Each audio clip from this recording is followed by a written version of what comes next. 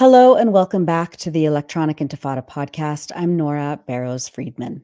Across the U.S., students are mobilizing in defense of Palestinian rights and in direct opposition to their university administration's relationships with Israeli institutions and investments in corporations that aid and abet Israel's genocide in Gaza. Israel lobby groups have mounted escalating attacks on students who support Palestinian liberation and have worked with university administrations to crack down on student activism and speech. At the end of October last year, when Israel's genocidal attacks on Gaza were already in full swing, the Anti-Defamation League and the Louis D. Brandeis Center, two of the top right-wing Israel lobby and lawfare groups in the U.S. masquerading as civil rights organizations, sent letters to hundreds of U.S. universities urging administrators to, quote, immediately investigate their campus chapters of Students for Justice in Palestine over, quote, potential violations of the prohibition against materially supporting a foreign terrorist organization. Just a few weeks ago, the ADL's director, Jonathan Greenblatt, compared the Palestinian keffiyeh, the traditional scarf worn by Palestinians and people around the world who support Palestinians, to the Nazi swastika on national TV without any pushback by the television hosts. Earlier this year, the Columbia University administration suspended the campus chapters of Students for Justice in Palestine and Jewish Voice for Peace. And then in early April, after students organized an event focused on Palestine, the administration suspended 5 students and issued eviction orders from student housing with only 24 hours notice. At Pomona University in Southern California in early April, The Guardian reported that 18 students were arrested and charged with misdemeanor trespassing, and 1 student was arrested for obstruction of justice, according to the Claremont Police Department, during a protest in response to the removal of pro-Palestinian art on the college campus. Students were led away by dozens of cops in riot gear. The Guardian added that at Vanderbilt University in Nashville, Tennessee, at the same time, 3 students were expelled, 1 suspended, and 20 were given probation over their involvement in a sit-in protest on March 27th for Palestine at the campus's Kirkland Hall. The protest was in response to the school administration removing an Israel divestment question from student ballots. And repression by administrators at Harvard has reached unprecedented levels, students say, where every Palestine-related event is under intense scrutiny by the administration, and student leaders have been evicted and investigated by the university. In February, the MIT administration suspended the Coalition Against Apartheid for fighting for Palestinian liberation. They have further issued sanctions letters to 13 student organizers, threatening them with permanent suspension from MIT. And at the University of Pennsylvania, students faced possible administrative discipline for screening a documentary on Zionism. There are so many other instances across the U.S. on college campuses, it's hard to keep up. But joining us today are 4 students from Harvard, Columbia, MIT, and the University of Pennsylvania. Safia Ogundipe is a senior at MIT studying chemical biological engineering and has been an organizer with the MIT Coalition Against Apartheid since 2021. Leah Kayali is a student organizer at Harvard Law School and community organizer with the Palestinian Youth Movement in Boston. Her family is from the occupied interior of Palestine. They were exiled in 1948. We have Sabira from the University of Pennsylvania, who is in her junior year and has been a part of the fight in advocating for Palestine on her campus. And Kay from Columbia, who wishes to remain anonymous because of the mounting attacks, both from the administration and Israel-aligned groups. Welcome, all of you, to the Electronic Intifada podcast. Thanks for being here. Thanks for having us. So I want to go around and have you each lay out what's been happening on your campuses in terms of both Israel lobby repression, administrative repression, and how students have been organizing to fight back. Leah, let's begin by having you talk about what's been happening at Harvard Law School.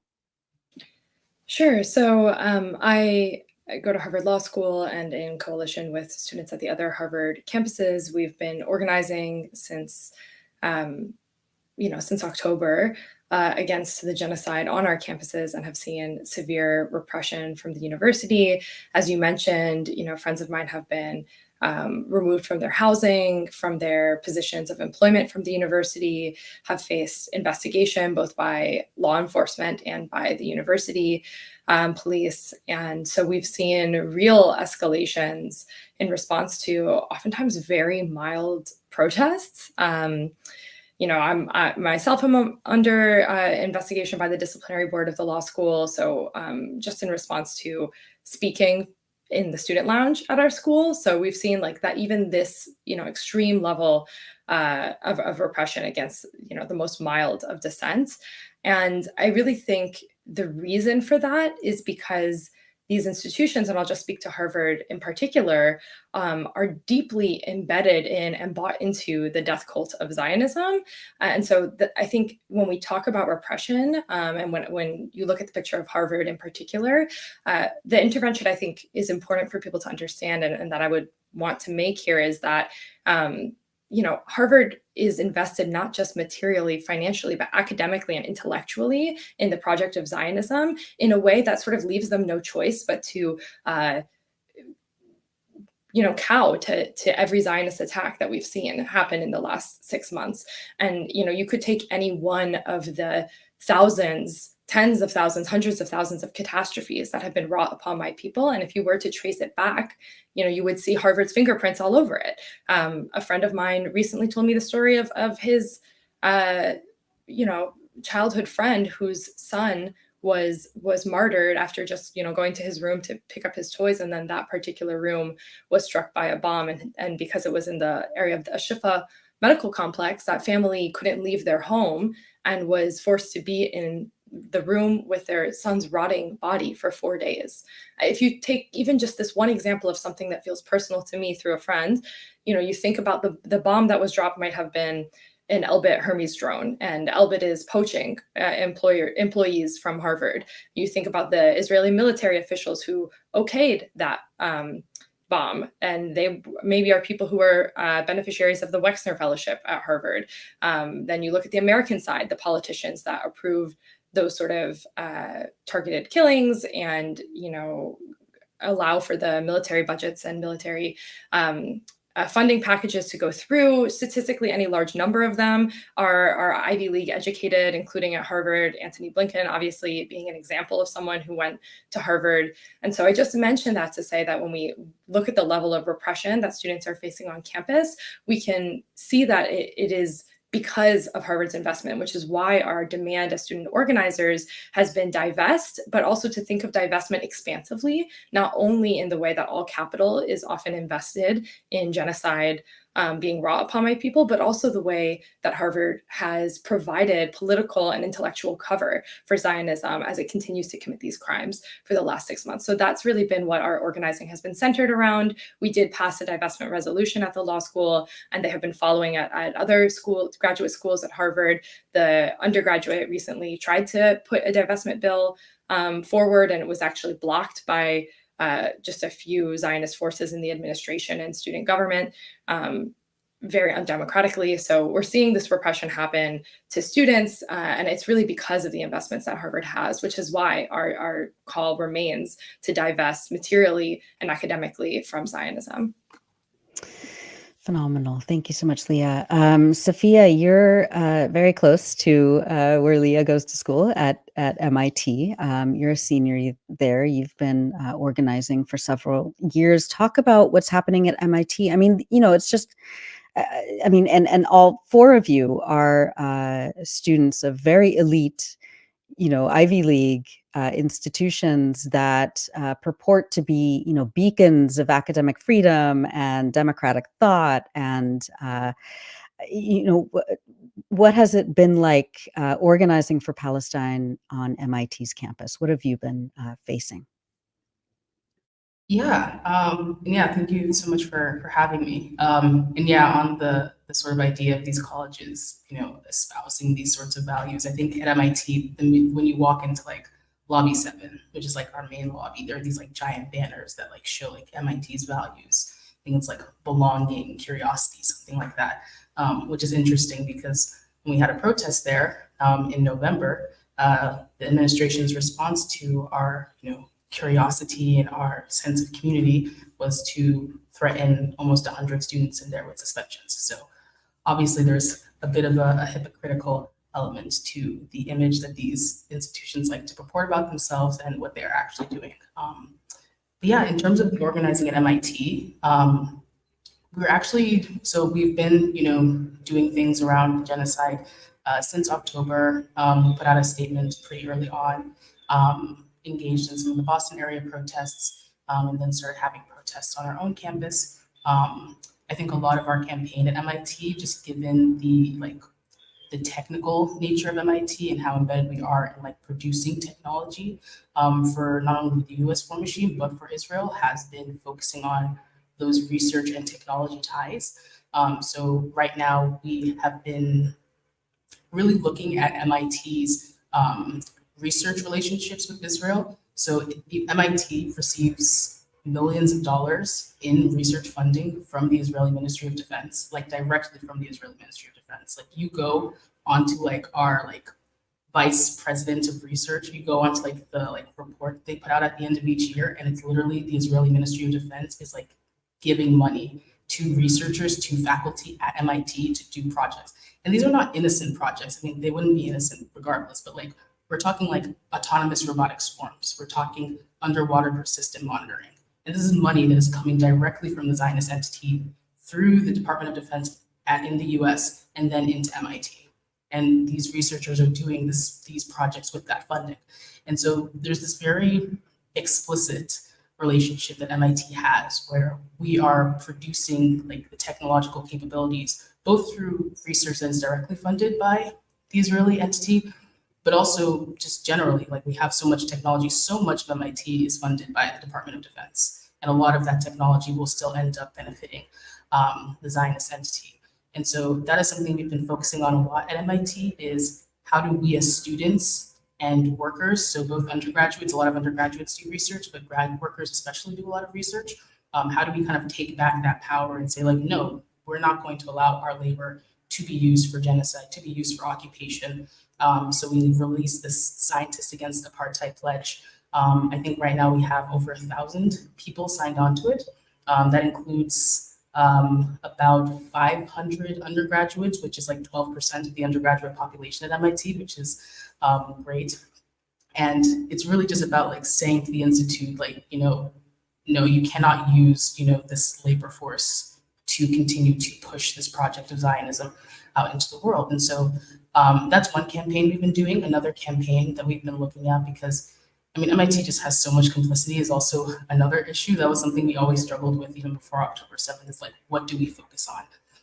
And I think the Israeli Ministry of Defense funding was one thing that we really wanted to hit on. The second one was this Lockheed Martin seed fund for Israel that faculty can apply for, where they can collaborate with a researcher in Israel to basically just start some sort of seed project. The money comes from Lockheed Martin. They prioritize projects that work with UAVs, that work with quantum sensing, all of the sorts of things that Lockheed Martin would want.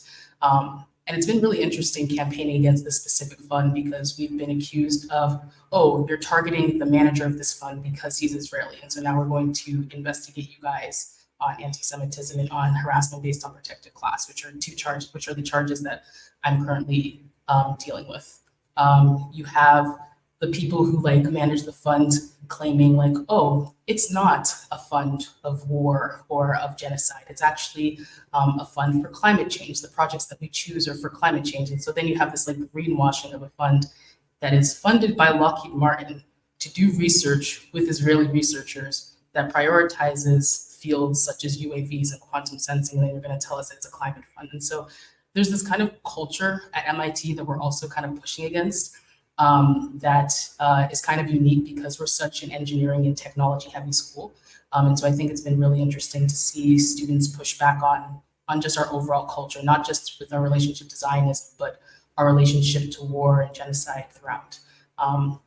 But in terms of repression, so as you kind of mentioned, we had a rally in February.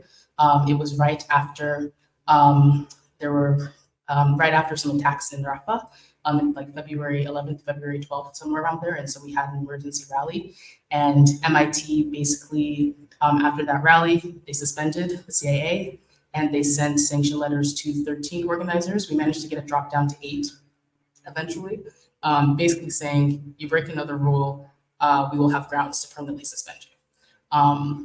And that was kind of interesting because we're also dealing with this sort of new protest policy that's been rolled out this year, which is basically that you have to register your protests like 3 business days in advance. You have to like pick one of these approved protest locations, and they so conveniently dropped the list of approved protest locations the day before we were about to have a protest in a non-approved protest location. And so we're also kind of dealing with that side of things of, how do we continue to push back against this protest policy? Because this is not something that will just affect us. If we allow this new protest policy to stay in effect without any sort of pressure against it, like that's going to affect student activists going forward.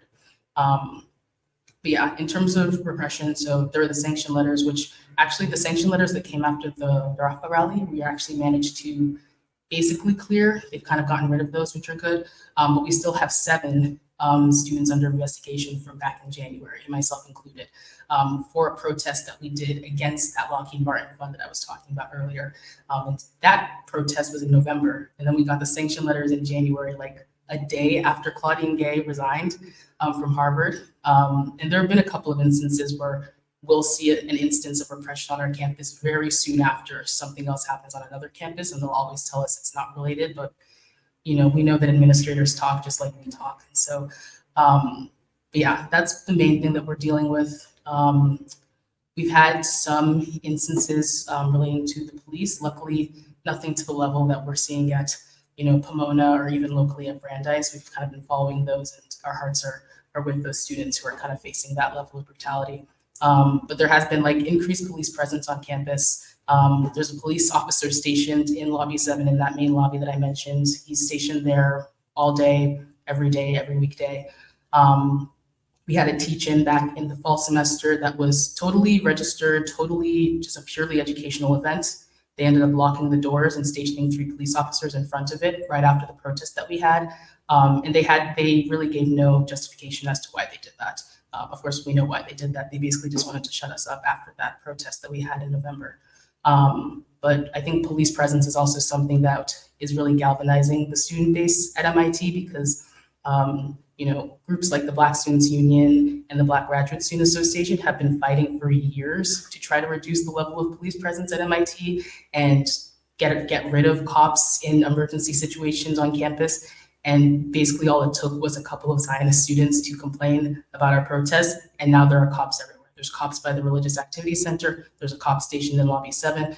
There's just way more cop presence on campus, and so it's kind of interesting to see which student voices get thing that the administration immediately responds to, because like I said, almost every community of color has complained about the cops before. We had whole committees that they put these students through to come up with these recommendations to try to reduce the presence of cops on campus. And it took the span of like 3 months for that to be completely undone, and then some, because of Zionist students who want to quash our protests. And so we're seeing these connections between not just people who are struggling for Palestine, but also a lot of the struggles that like Black students and other students of color have been fighting for on campus. And so I don't know, it's been interesting. Obviously the repression is not great, but it has been a really good opportunity to sort of coalition build in a very material way and in a very real way that I don't think has existed on campus before. And I think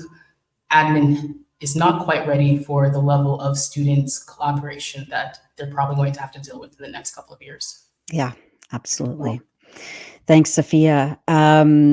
Sabira, you're at the University of Pennsylvania. Tell us what's been happening there in terms of both student activism around the genocide in Gaza and also administrative repression. Yeah, thank you so much for having me, and then also for everyone who spoke before. It's interesting because a lot of these themes and acts of suppression have been just present on our campus as well. It definitely seems that like all of our suppression and repression are interconnected, especially on the front of over-policing, targeting of students for just the premise of being pro-Palestine. Especially because Penn started to get a lot of the heat after Harvard, after other schools.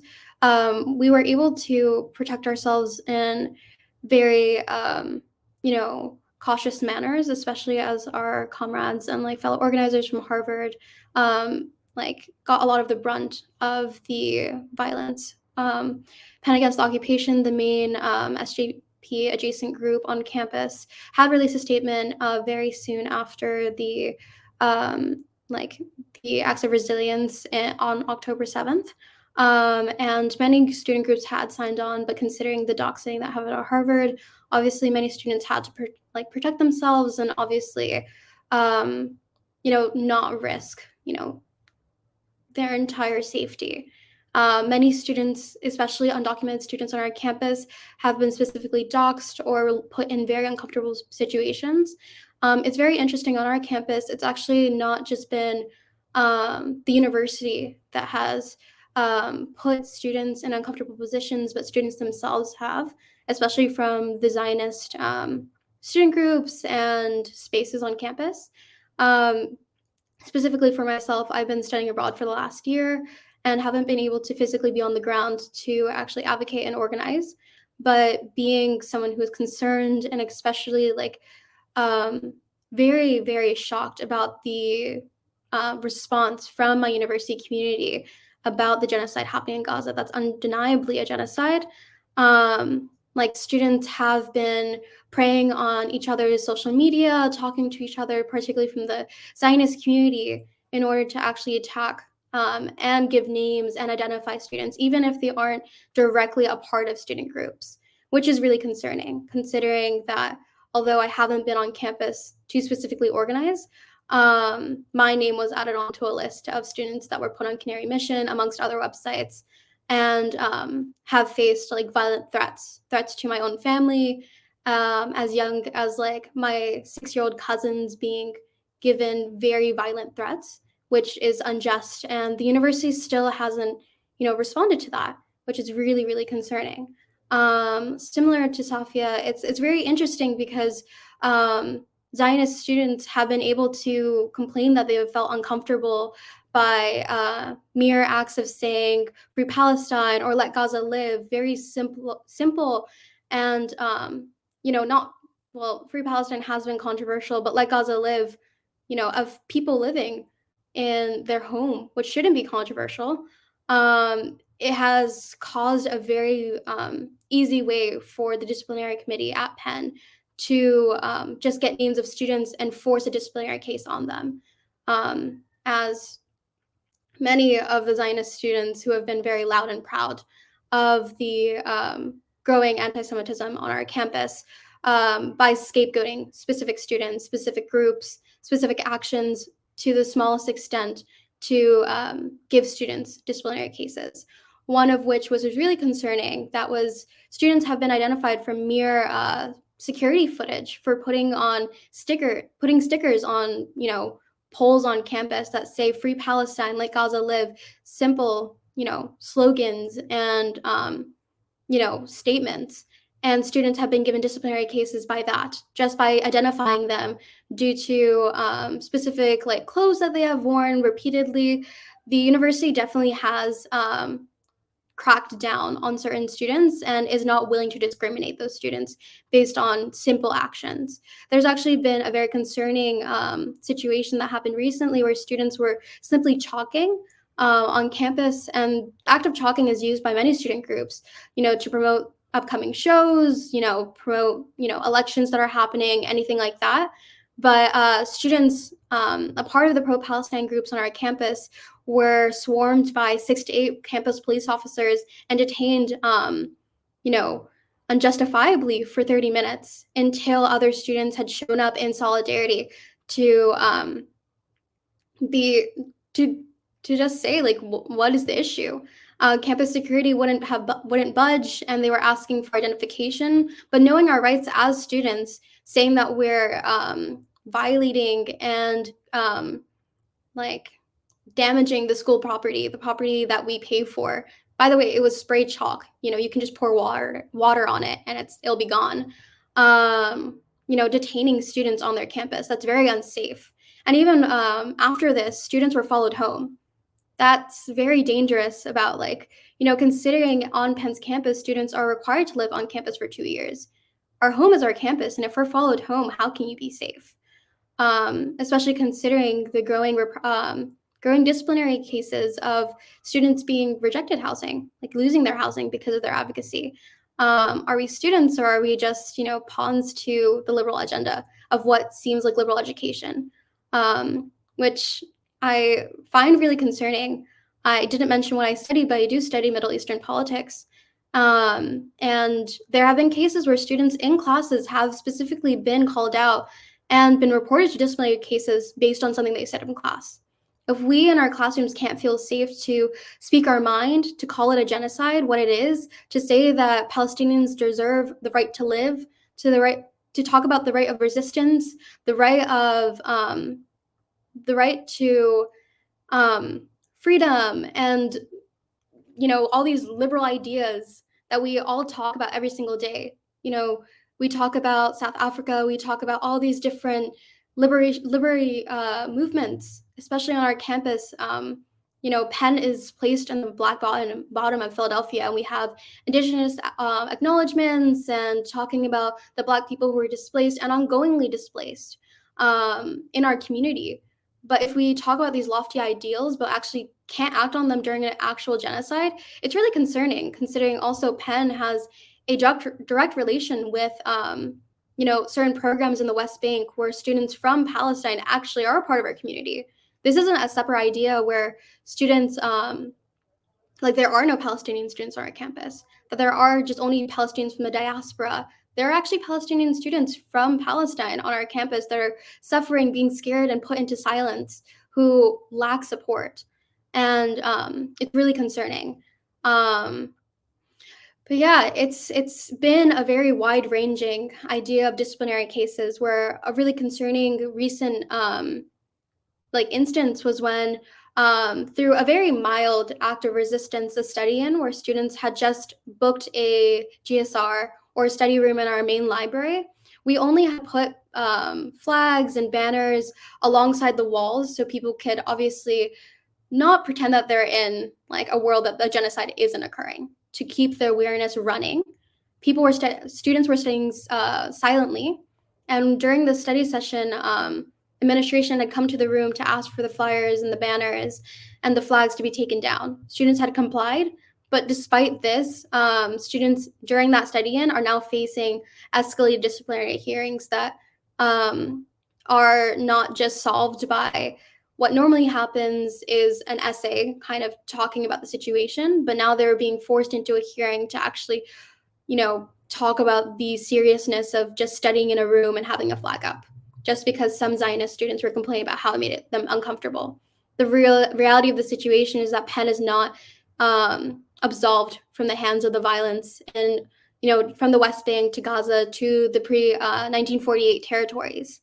Penn actively manufactures, innovates, engineers the newest technology used to police, surveil, and you know, murder innocent Palestinians in the homeland. Recently, a new campaign that's been going on is to target Pennovation, that actually is famously known for engineering the robotic like war dogs. I don't know the specific language, but they're known for having engineered the robotic dogs that are used to monitor and surveil Palestinians. And although this has been a larger campaign, not just on our campus, but from the entire concerned Philadelphia community, the university has specifically barred from our main SJP group, Penn Against Occupation, from endorsing this action, because it risks, most like similarly to other campuses, our recognition as a student society. Because if we are able to endorse this action, we're suddenly going against campus violations. But last time I checked, advocating and standing in our grounds for our for our values. I don't know how that's against university violation when we have 6 and more Zionist groups, and they're able to blatantly call student advocacy groups anti-Semitic for advocating for Palestinians, or just deny the genocide outwardly. There have been a lot of occurrences that have been really concerning, including like a recent leaked chat of Zionist students calling organizers and attendees of a Palestine protest animals, that they wish threats and harm upon students that were there. This was leaked with their names, and administration has lacked to act on that. So there are a lot of different instances that are really concerning, not just about administration repressing students and advocacy, but other students themselves inflicting harm on other students. And it's really difficult because a lot of our campus are sympathetic and aware of the genocide, but because of the strong voices of the Zionist community at Penn, a lot of students have been forced into silence, have been unable to advocate for themselves, advocate for Palestine, to feel proud and, proud, like Palestinian students to be proud in their Palestinian identity. Many of them who have removed themselves from the entire genocide because they're afraid of being targeted. It causes this really difficult witch hunt on campus. Yeah, absolutely. Thank you so much, Sabira. And Kay, you're at Columbia University. Since January, there have been the most egregious attack. There was an actual chemical attack on students by former members of the Israeli military. Quite a story in itself. You also have a very anti-Palestinian professor, Shai Davidai, who has been doxing and attacking students and has yet to face any administrative sanctions or discipline at all. And now the university has evicted and suspended students involved in Palestine organizing. Walk us through the last 4 to 6 months on Columbia University campus. Right. So repression at Columbia has been so crazy, where it's like I have tried to remember everything that's happened. I'm still like forgetting certain things, like even like the attack from January. That was like a lot of times, like around when I'm talking like my fellow organizers at Columbia, we like sometimes forget that happened. Even like the students who were like victims of it, like there's just so much that's happened. There's just like we just forget about it.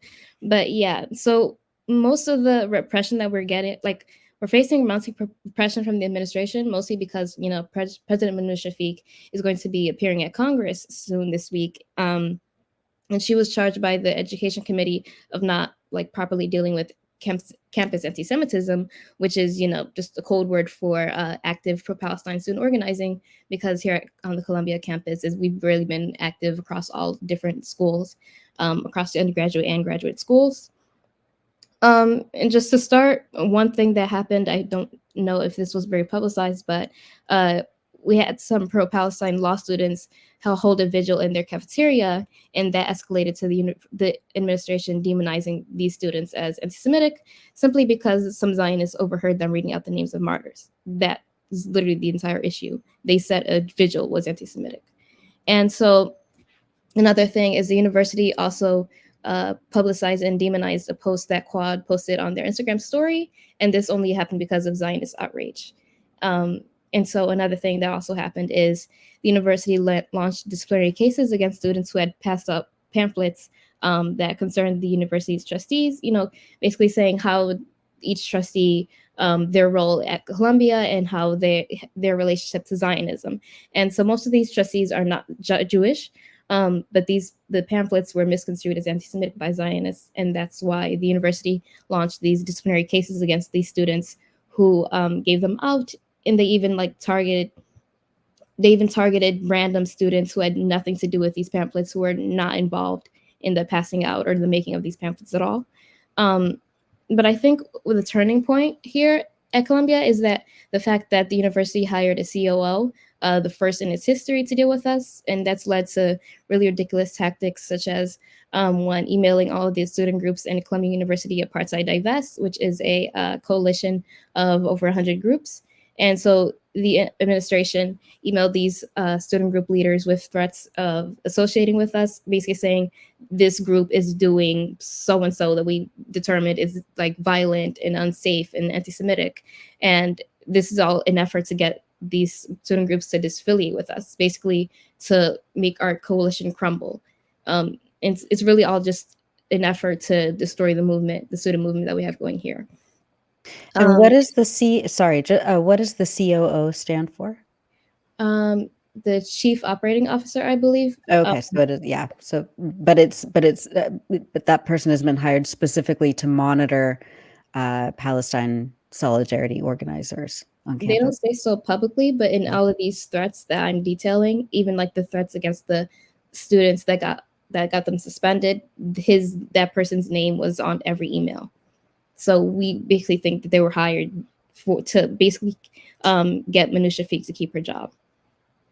Another instance is the university also attempted to intimidate students out of attending a legitimate student worker union protected protest before the protest occurred, as well as after, where they sent threatening, confusing letters to random students they could identify from mass surveillance on campus, which they do through public safety, following students around through cameras that they've placed new cameras around campus as well. And they've also, every time there's like a protest or any kind of like pro-Palestine activity, what they do is they close the gates. What that means is that if you can only like go onto campus if you have a Columbia ID, because usually you can just go on campus, no questions asked. So when you go onto campus when the gates are closed, you have to tap your ID on an electric scanner. And so the university uses that to identify students who are coming and going. That is also part of their mass surveillance on campus. And that's how they were able to identify students who attended this protest and like be able to send them threatening letters. But that's only for Columbia. At Barnard, students actually got notices for disciplinary like meetings with their deans or whatever for a disciplinary process for attending these protests, simply because Barnard College, which is affiliated with Columbia, but technically its own university, is quite more harsh against protests. Students who attend protests either on Columbia campus or on Barnard campus. And one thing I'd like to clarify is that this is all a distraction. The university does not want us to talk about Gaza or about Palestine at all. Instead, it presents these issues in our lives so that we only talk about these issues. So, you won't hear, so that when we go to protest, all we're talking about is like the repression instead of like what's going on in Gaza, what's going on in Palestine, what's going on in Rafah. And that's even just before I talk about the suspensions and evictions. And so what this university is doing is that it's making students homeless and wrecking their education simply for exercising our First Amendment rights. But to make it worse, and like really to show that this is all a farce, is the fact that Minouche Shafik quickly made a statement against the suspended students, quicker than when students were sprayed with the chemical in January.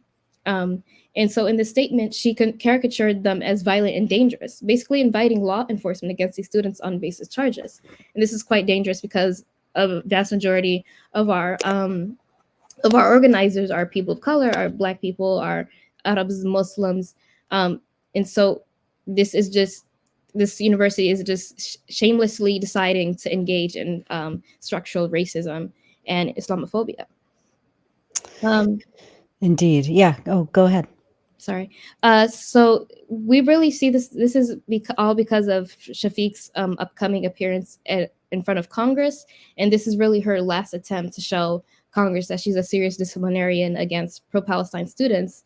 And this is just all some strange effort to keep her job at the expense of the people she's supposed to support and protect. And so because this is like unlike any repression we student organizers have ever faced since October 7th,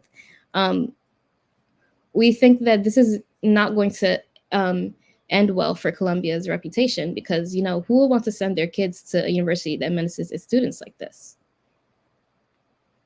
Yeah, absolutely. It's just unbelievable. I mean, just, you know, the fact that students were attacked in an incredibly harmful and dangerous way with a chemical spray in January. That I mean, I remember reading the testimony of one of the students who was attacked, and she was talking about how it was taking weeks to get the smell out of her clothes and off of her body, and how it was affecting all sorts of you know, her health for weeks, and the administration completely ignored it.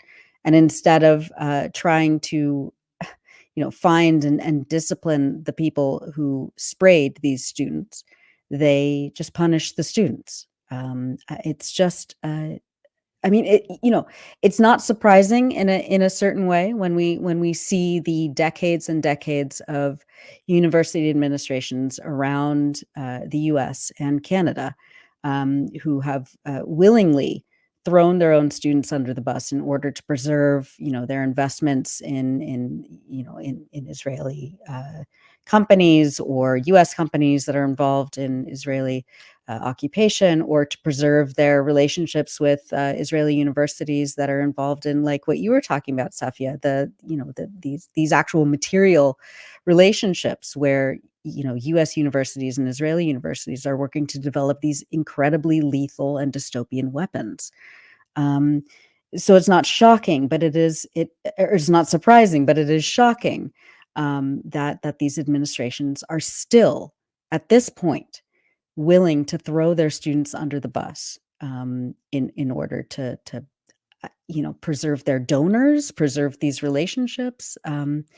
It's extraordinary. Yeah, Leah, you know, at Harvard, how have and you talked a little bit about this, but how have students been?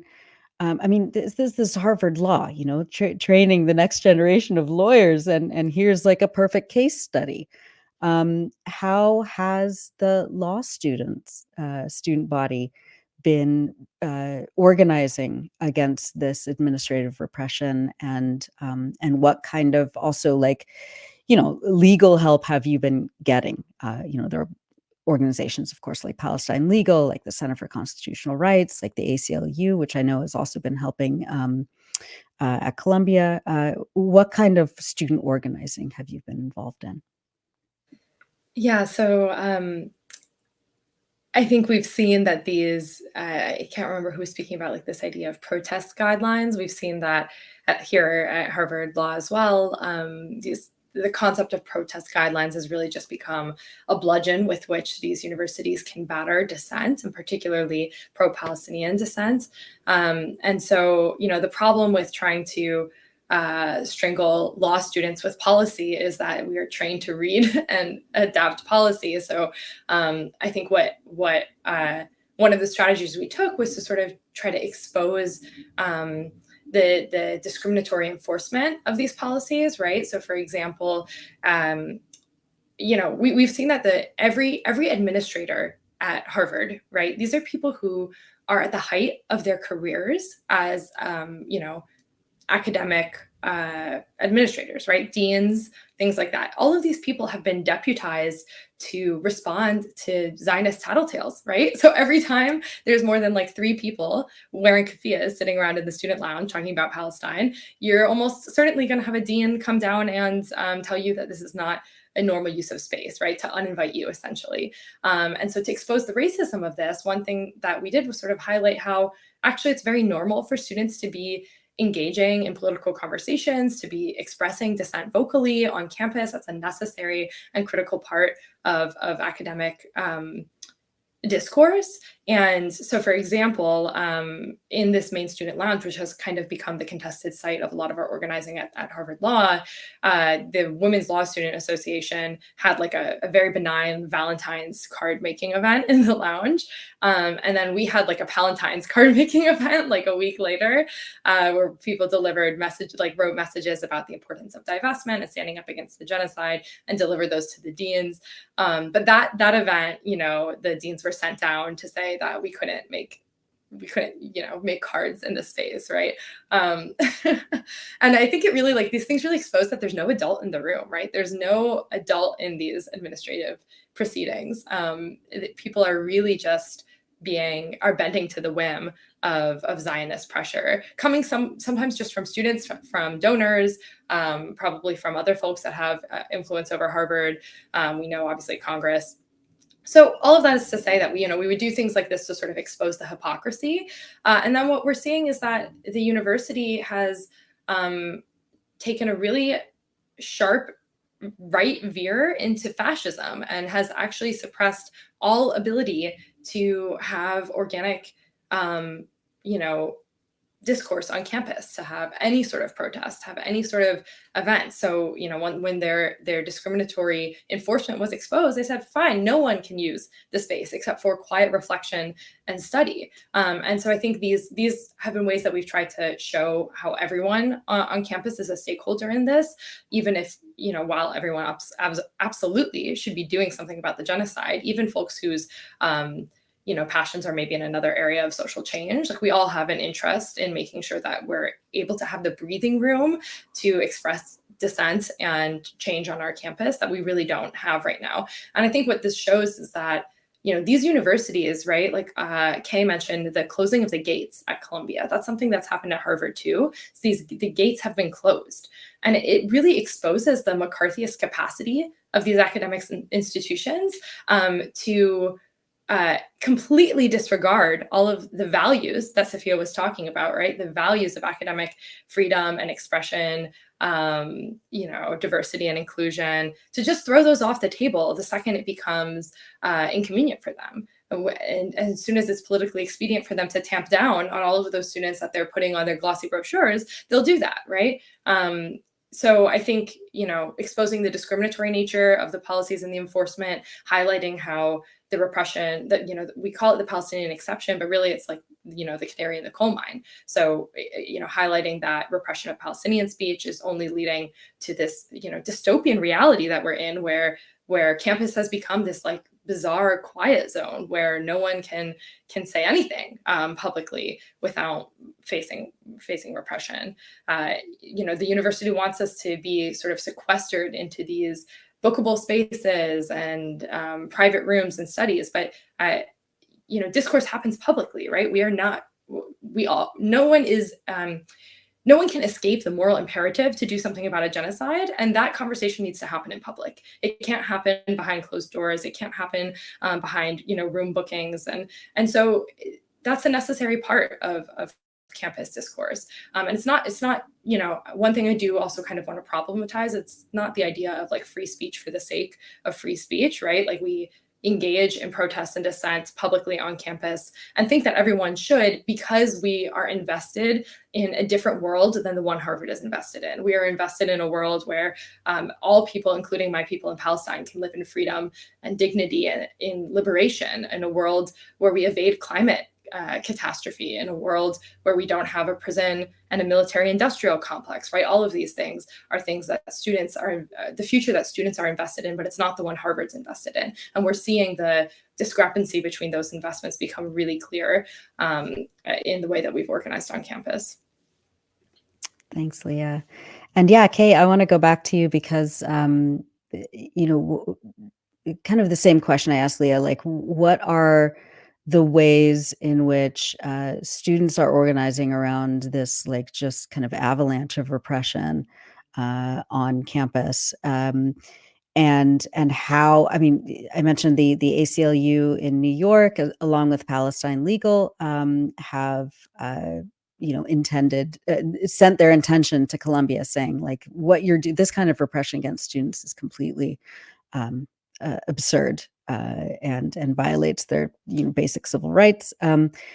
How are those conversations going, and has the repression at Columbia effectively silenced students? Like, has it achieved the effect that the administration and these, like, very racist Zionist individuals and organizations want? Has it made students speak out less, or what's happened? Right. So I think one thing we've been doing is we have this kind of motto is that we keep ourselves safe. And so, like first, even before we like go to like lawyers and stuff like that, we try to make things safe, not just for like each other as student organizers, but also like our pro-Palestine students, our pro-Palestine classmates who are, not as involved, but still really care. And so we try to like set up like different like small little task force for different things, like for example, like if any kind of disciplinary cases goes out against like like random students, we try to like get in contact with them and give them kind of like tips, like and also like support. And so that's one way we've been trying to keep ourselves safe. I would say that the repression has instilled some fear in us, but it hasn't like silenced us. It's just like given us something else to consider when we're like planning things, even like the littlest of things. Like we know that there's going to be a reaction to this, even if it's just something very small. And so we try to keep that in mind. So I wouldn't say that it has like stopped us or silenced us, but it has made things probably more difficult to be an organizer. And so I'd say on the legal front, we do have quite a lot of support from lawyers, but it has been quite frustrating because we feel that they're not, happening as fast as we want them to, or they're not as like effective as we wish they were. But we are still trying to, come at this repression at all angles, and that's something that I think has been really important, and is probably the one thing that's going to like end this repression. Thanks for that. Safia, the same question to you. How are students organizing? And I don't remember if you mentioned there was a sit-in at MIT. I mean, it was probably back in November or December. It feels like it was a decade ago already. But has the student body, this 12% that you talked about who are absolutely against this genocide and against MIT's material involvement from working with Israeli weapons contractors. How have they been organizing? Have students, have yourself, I mean, you're under investigation yourself. What even does that look like? How are you and your comrades taking measures to protect yourselves and protect your academic freedom and protect the right to organize against genocide at MIT? Yeah, so there's a couple of components to it. But I'll start with the sit-in that we had in November, which was interesting because it became a larger thing that I think even we were intending it to be. Basically, we were doing this action. It was like one of the first like shut it down for Palestine days, and so this was our thing that we were going to do for it, as well as to bring attention to this Lockheed Martin fund that I had been talking about.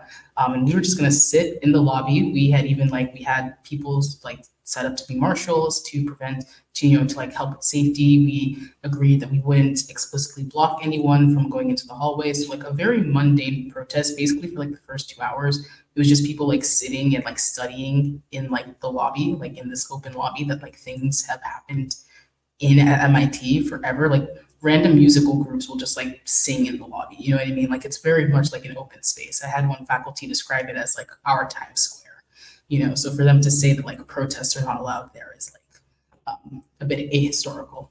But we had that sit-in or that sort of action, and then we had the counter protesters coming in about 2 hours in. That's what kind of caused a lot of the energy to go up. A lot of protesters were, a lot of people were, verbally harassed. We were shouted like very obscene and derogatory things. A lot of the women and femme presenting people were shouted at very obscene things. A lot of the Arab and Palestinian students, all of the Palestinian students that like the Zionist students knew, like especially the Palestinian students from Palestine, were getting explicit harassment because they knew that they were from Palestine, like from, they knew they were from Palestine. And so all of that was happening. There was also physical assaults happening. People were being shoved, people were being pushed. I knew somebody that got scratched. I knew someone pushed so hard that they basically fell down. I think my laptop got like smashed that day at some point, just because like it was just, I don't know, there was a lot going on. Right, and how the administration has even handled the fact that happened, and there were so many observers from faculty and admin present that saw that happen, and they didn't think to do their own investigation on those students. That is another topic. But basically, in response to all of that, the administration was like, okay, we need to, well, actually, at a certain point, it had kind of calmed down in the sense that we had all gone up, the Palestinian protesters just started doing like a very simple picket. So we were just kind of marching around the lobby to keep people moving, because at first we were sitting down and like, I mean, the Zionists were literally like stomping near people. Like it was very much not going to be safe for people to continue to sit down.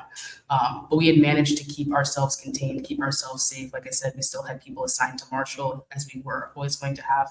And then the administration came down, brought their like lower level admin to like hand out these suspension letters to almost every student in the space, telling them that they need to leave by like 12:15 or else they would be subject to suspension. At which point the counter protesters left, but we were like, no, we're going to stay. And as organized, like the lead organizers, we kind of like huddled up in the corner trying to figure out, what are the risks here? What do we want to do after this? And we figured like we have enough numbers, like we want to stand our ground and do that. And I think that was definitely a turning point. And it was the first time that the MIT administration really tried to go down on the hammer with like repression. And it was also the first time that we had really come back at them and said, no, like we're not going to leave this space. And so then more people began to come throughout the day as they found out what was happening, both students as well as community members. And we were kind of in like negotiations with admin in the background because the administration didn't know, like we were prepared if need be to potentially stay the night. Like people were rappelling food down from the second floor. Some people brought in prayer mats. They were praying Maghrib in the back. Like we were, we could have stayed if we had wanted to, right? And so I think that seeing that level of community come together and that level of numbers was like, admin cannot repress all of us, at least not in this moment. And so that allowed them to back off on suspension threats. And so I think that sort of model is kind of how we've been approaching things. It obviously doesn't always work because, admin will is, going to be determined in its repression. But I think that was the first time that we realized, like, if we have the numbers and if we have the strength, we could kind of go forward. And as the media was kind of going on about this sit-in, we had like other student groups like the Black Students Union, the Black Graduate Student Association, the Asian American Initiative, the Arab Student Organization, and some other groups like release statements in solidarity with the protests and what we were doing. We've kind of developed this like coalition for Palestine, kind of similar to what folks over at like Columbia and a lot of these other schools have been doing, although I think we only have like 15 or so student groups. And so it's always honestly really cool to see all these like really big coalitions kind of forming in all these different campuses. And so I think having that coalition has also been a way for us to push back against repression. So when we got suspended, the CAA in February, and when we still had the sanction letters, which basically said that not only can you not break another rule because we will permanently suspend you, but in the meantime, until this sanction letter is resolved, you cannot engage in any leadership activities in any clubs. Now, what is a leadership activity?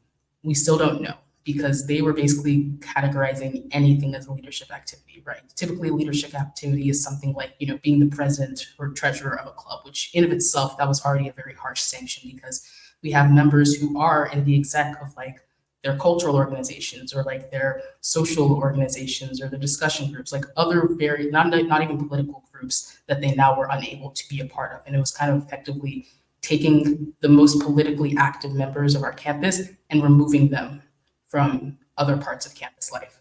But then on top of that, what we had at the time was, once the Zionists found out that we had these sanctions against us, that we couldn't do these leadership activities, say I'm, tabling. So we have like these like tabling booths that student groups can like reserve, and we would have like a coalition partner that wasn't like the CAA reserve a tabling spot. So maybe MIT Divest, which is like the fossil fuel group, they'll like reserve a tabling spot so that we can still continue to talk about Palestine with these groups that are aligned with us. we would have the Zionists come around, take photos of us at the table, send it to the administration and be like, see, they're still organizing. See that? They're still doing, this is a leadership activity. And then we get pulled into a meeting with the administration and they tell us to stop tabling. And we have to explain that simply sitting at a table and talking about Palestine is not a leadership activity, nor has it ever been for any other club. And it was just very clear that they hoped that suspending the CAA would just mean that no Palestine, like nobody would be talking about Palestine anymore. You know what I mean? We would have Zionists come up to the table with, like, again, a different student group. Maybe the Black Student Union is the one that has reserved the table that day and other people are tabling. And they'd be like, didn't you guys get suspended? You know, saying like, if we're even talking about Palestine, like they just felt like our suspension should have just solved the problem on campus. You know what I mean?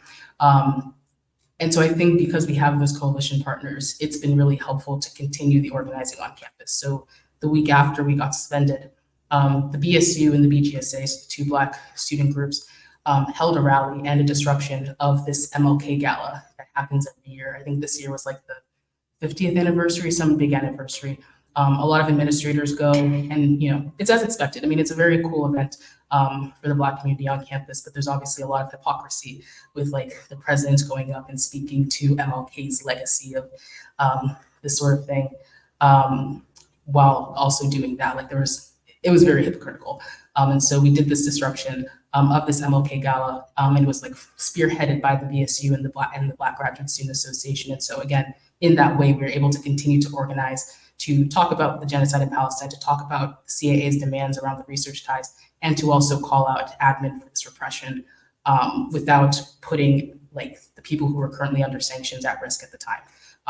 But again, being able to do it through our coalition partners. And more we're seeing that, right? So we are still suspended, but maybe the Asian American Initiative books the room this day, or we have other groups that are able to do these sorts of things. And so yeah, I think that coalition is what's going to keep us strong going forward. And I think it's made them realize they can't shut us up. Like they really just thought that like, even the sanctions, you know, I feel like they thought that if they just got rid of the visible leaders, that would be enough to make everything go away. And it clearly isn't. I think administration has a skewed view of how many people on campus are pro-Palestine. So I mentioned how like 12% of the undergraduate body has signed on to this pledge.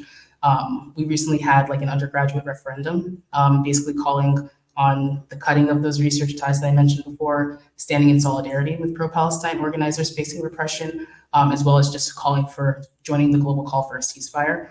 And that referendum passed like 2-1. It got like record turnout in a year where like, basically we have like our like class body, like president and vice president elections at the same time. There was nobody running for like any other position. Like the class council positions were like all uncontested except for like one. And the like student body president was also uncontested. So like the only reason people had to vote in this election was for the two referenda that were on the ballot, ours, and there was also an unrelated one.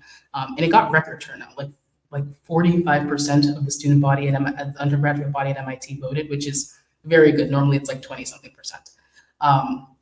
And with that, 1,200 people voted yes on our referendum, which apparently admin thought that there was like 5% of the undergraduates max that might be in solidarity with the CAA. And so I think these sorts of shows just continue to show the administration that like you can try to target like a specific organization or specific leaders, but that's not going to actually do anything for the campus. And like we had our undergraduate one, but now the graduate students are basically doing a similar thing, but through their union, which also adds another layer of protection as like a graduate student union.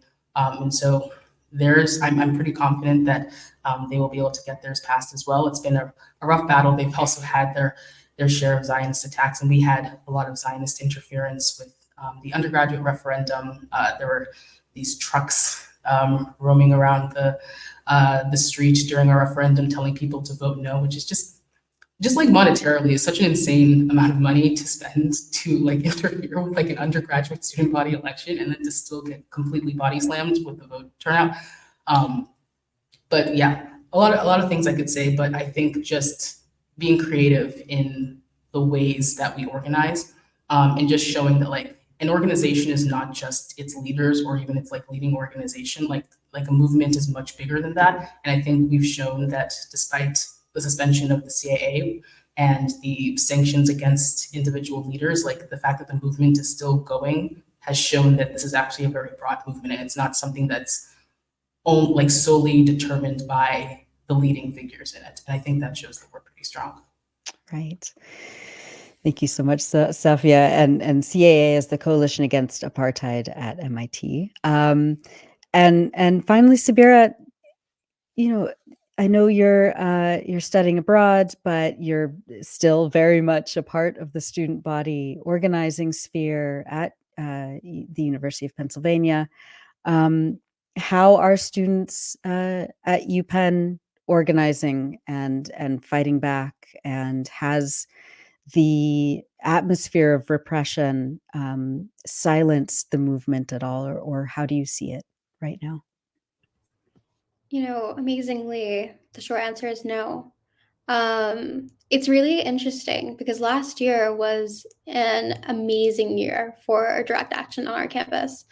And myself, I was put in disciplinary processes for what was happening last year. And last year we were advocating against displacement, which is a theme that is present in the history of Palestinian advocacy, displacement.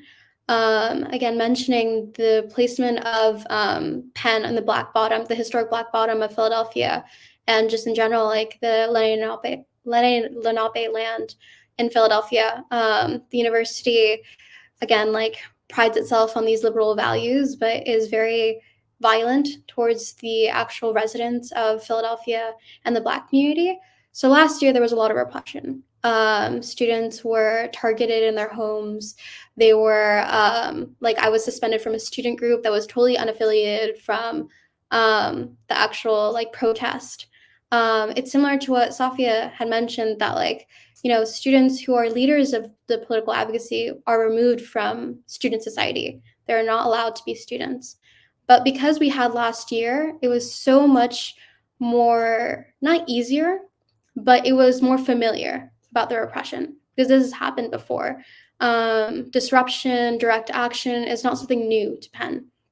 There's been a lot of administration changes with Liz McGill, leaving, not even just a year after she was put in our university campus. But to be honest, last year was really difficult for her because we disrupted convocation. Her entire inauguration was disrupted. We camped on campus for over 30 days and then, had a amazing action right at the end. Penn students are proud to have, resisted against increased police presence on our campus, against this genocide, against Penn's complicity in, Israeli aggression against Palestinians, and its, funding towards apartheid, genocide, and military assistance and innovation towards the settler colonialist project. Penn students are very firm in that, and it's kind of exactly what everyone has said. You can't just target the leaders because there is no leader in our campus. We're all together. We're all students, faculty, staff. It's great to have someone from Harvard Law, because we have a lot of students from Penn Law involved. We have graduate students from every different school at Penn. So it's not just undergrads, it's graduate students, staff, faculty, students from, every single background, so it's really hard to target and suppress the Palestinian, pro-Palestinian and, Palestinian solidarity community on our campus, especially considering it was exactly what Kay said. We have to protect ourselves. And it's not just, Penn Against the Occupation and Freedom School for Palestine that have been leading and assisting with the direct actions and organizing, but Fossil Free Penn, against Penn, I'm forgetting the name of the group, but Police Free Penn. all of these adjacent and in solidarity group members have all been putting their hands in. The graduate union, all of us have really been involved because we all recognize that our struggles are united. We can't talk about Palestine. We can't talk about, the displacement of Black community members. We often say from Philadelphia to Palestine, occupation is not justified. And that's really the entire motto of the student body. Obviously, in conversation with the Zionist community members, because Zionist presence on our campus is very loud, with us having over 5 Zionist groups, and before Freedom School for Palestine, that was born out of what was happening in October. Penn Against the Occupation was actually really, really repressed when it just started. And it wasn't even that radical. We started off with the two-sidism, just talking points and walking around that. But now we have really grown into stronger and more firm stances about what freedom for Palestine actually looks like. So this isn't new. Repression isn't new, and it's not scary for any of us. It's more of it affirms our community. It affirms that we don't find liberation within these elite institutions, although many of us are grateful to be part of these institutions, myself included, being an FGLI student. We recognize that it is a privilege to be in these spaces, but it's not a privilege. It's not justified to use that privilege to be complicit in what the universities, wants itself to stand for. As these students, we are in a unique position, especially within the city of Philadelphia, that, Penn doesn't pay any taxes. It actively displaces Black Philadelphians. It's just very, very toxic to the community. And being from Philadelphia myself, I've grown up in the city. I have myself faced displacement and eviction from Penn, and it's encroaching real estate into my community. We all recognize that privilege of being at Penn makes us, directly involved, directly, pioneers in the sense that we need to be the ones who speak up. We need to be the ones who are not scared in the eyes of repression. Many students actually have 3 or more disciplinary cases. And that's insane. Us being at a university that has, such hard course load and being involved in multiple societies, we're battling 3 or more disciplinary cases. And the fact that students are still showing up to the same direct actions, who are still, wearing the keffiyeh, with a smile on their face, don't care about the fact that they're going to get dirty looks from other students who are speaking up in classrooms, because, if we keep the discussion going, we don't let the genocide be just on our phones, just within the confinements of Instagram or whatever it is. Students are not scared. And despite these congressional hearings and Liz McGill resigning, and now us getting an interim president and everything changing, the board of trustees, all this movement in the university, we just know that, whenever someone comes in, they don't know what to expect, because Liz McGill had a hell of a year, and we know how to protect ourselves. We know how to advocate. We know how to speak up. And it's not just the Penn community that's behind us, it's the entire city, because it's not just us who are leading, the fight. It's Palestinians back at home for being resilient in their identities and their existence. But it's also just the entire Philadelphia community that has eyes on Penn, because we see through their lies. We see them talking to us privately. I've gotten emails after the threats to my own family being like, I'm so sorry, can we do anything? And then, my friends being targeted on, campus for putting stickers on and just having being identifiable. They know who some of us are, but they don't know how big we are, if that makes sense. And that's across not just my campus, but everyone's campus. And it should show universities that, you can spread lies, you can spread this propaganda, you can feed into the Zionist talking points and institution and the lies about what, freedom for Palestine actually looks like. But the actual students know, because we got into this university for being smart and for being advocates and for being, pioneers and the actual true believers of what freedom looks like.